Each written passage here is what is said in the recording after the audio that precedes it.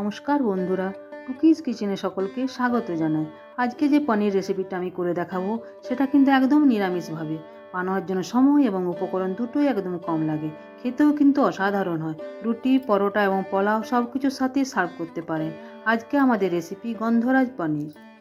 তাহলে গন্ধরাজ পনির রেসিপিটা বানানোর জন্য আমি এখানে নিয়ে নিয়েছি 400 গ্রাম পনির। এটা আমি কেটেও দেখাচ্ছি। এটা আপনাদের এভাবে মোটা মোটা করে লম্বা করে কেটে নিতে হবে। লম্বা করে কাটা হয়ে গেলে ত্রিকোণভাবে কেটে নিতে হবে।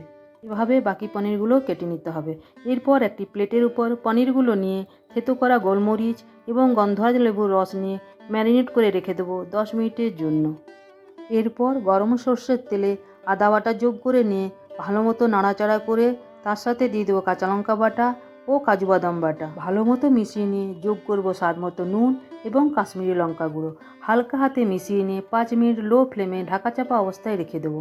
মশলা কষিয়ে তেল ছেড়ে এসেছে, এরপর দিয়ে দেবো সামান্য জল। গ্রেভি ফুটে এলে একে একে ম্যারিনেট করা পনিরগুলো দিয়ে গ্রেভির সাথে মিশিয়ে নিয়ে ঢাকা অবস্থা আবারও কিছু সময় কষিয়ে নেব।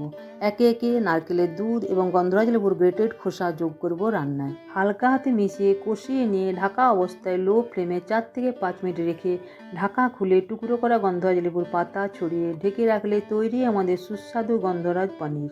ভিডিওটা যদি আপনাদের ভালো লেগে থাকে তাহলে একটা লাইক, শেয়ার এবং কমেন্ট করে দেবেন। যারা নতুন দেখছেন তারা চ্যানেলটা সাবস্ক্রাইব করে পাশে থাকবেন।